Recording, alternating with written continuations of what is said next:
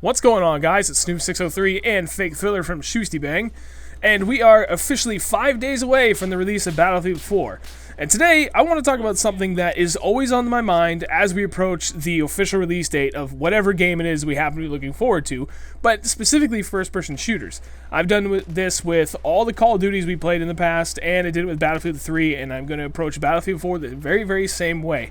Whereas on day one, I go into it with a very, very specific plan as to how I want to tackle the game and familiarize myself with it. But before I go into it, I want to hear Fake Thriller's thoughts on how he's going to attack the game. So my plan for Battlefield 4 is actually going to be different this year than I've ever done it before for one major reason, and I'll explain that in just a second. But basically, my plan right now is going to be I have to work on the Monday that it's being released, technically at that midnight. So I'll go in, I'll do my shift, and I'll probably get home around at like 8 p.m. at the latest. And then it's just killing time. This year's different because we don't have to go to Walmart or GameStop or anything to get the game. It's going to be preloaded and ready to fire up at midnight. And then once midnight hits, it's probably going to be straight playing for at least 4 hours. That's usually when I run out of juice on an all-night gaming spree. And then it's go to bed, and then it's wake up and play all that Tuesday. Normally it would be all friggin' day, but this year I'm going to London that day for the Xbox One BF4 promotional thing that you guys might have heard about. Because yours truly is playing in the tournament on the American side. So I'll be getting as much gameplay in as I can until it's time to set up for the airport that afternoon.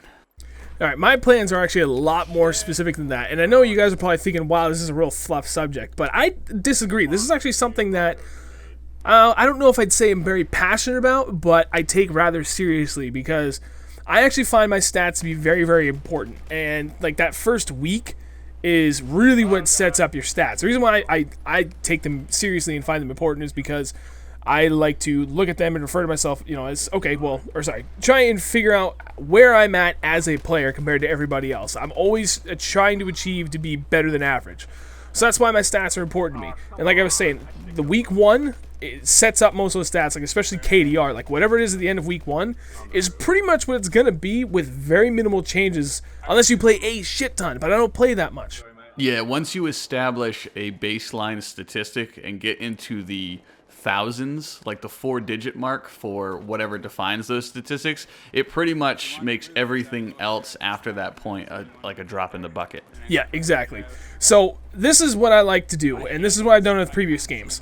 When I get in, I'm going straight for Team Deathmatch, and the reason for that is, yes, while the maps are smaller than they are, say, in Rush and especially Conquest and probably Obliteration, they at least give you a kind of like crash course idea of how the map is going to work and what the layout is. And generally, those TDM maps tend to be in the, usually in the middle of the map or like kind of in the hot spots of maps. Like you think of Grand Bazaar on TDM and it takes up most of like that back area and then a little bit of the curved corridor.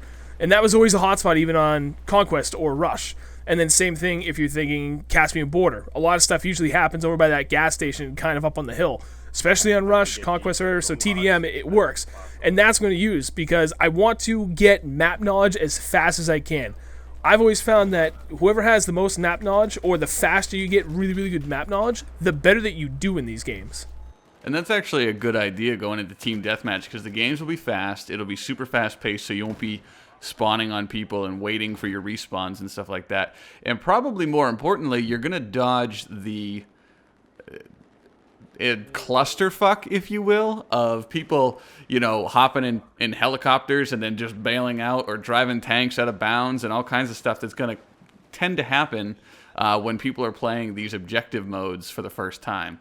Yeah. And probably in the first few weeks of the game before people really get their heads on straight about where they should be going with these power weapons. Yeah, exactly. And the other added benefit is that Team Deathmatch is all... I know I said that really weird, but Team Deathmatch is all about infantry kills, obviously. There's no vehicles in there. It's just pure soldier to soldier. And the good thing about that is it's kind of like a fast-forward, quick crash course of getting used to the weapons as quickly as possible. And that's what I want to do. That and finding a weapon that I like right up front right away that I can kind of ride for the first 2 or 3 weeks as I get used to the game and gain my map knowledge. And I can quickly unlock attachments for it too, because I cannot shoot anything with iron sights. So getting that first red dot or holographic is extremely important to me. And I can get that done a lot quicker in TDM. So that's what I look to TDM for. That's always been my day one thing, and that is without a doubt going to be the plan again for Battlefield 4. I want the crash course to understand the maps and the game as quickly as possible, and I think TDM is the best bet for that.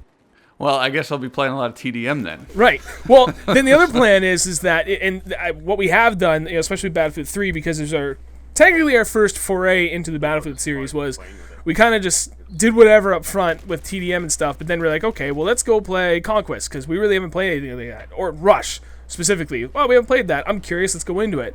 I can tell you right now, once I kind of get this game down a little bit, like the first, 4, 5, 6 hours of the day, I'm going straight for Diffuse, because I loved Search and Destroy. That's what we lived on, and that's what this channel was born on, was Search and Destroy and our love for it. And knowing that Diffuse is there, which is essentially a Search and Destroy, I can't fucking wait to get buried inside that game mode. And I want to see how it's going to play out. I hope it's good. I think it's going to be, and but that's the good thing about playing on PC is that we get to change the rules. So if we get in there, we're like, oh, that's kind of weird, that's kind of wonky, whatever. We'll just, if we like it that much, but we need to make middle changes, we get our own server, we make the changes, and bada bing, bada boom, kid, we can play however we want. And then we got pretty much invincible win rate. Yes! We'll just boot anyone that's beating us. Team stacking. Team switch. That guy's good. We win. All right, guys, so let us know what your plan is, because one thing that I'm hearing a lot is people are going to be going in and hitting the helicopters and the jets really fast to try and get those initial unlocks that some people claimed were impossible to get after a certain point in Battlefield 3 because everyone you went up against already had those upgrades. So that's another route to think about if you were a vehicle-savvy person. But most importantly, just let us know what your overall plans are for release night and the subsequent days after, how you plan on playing.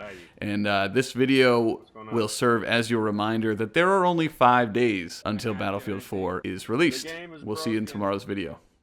For those that are fans of the Battlefield Friends show, as well as other shows by Hank and Jed and Johnny Ethko, you should head on over to their store and check out all of the awesome merchandise they have to offer. Hell, you can even have the Noob Gang sing Happy Birthday to a Friend. It's all in the store, so head on over to take a look, or someone's going to throw ammo at your face.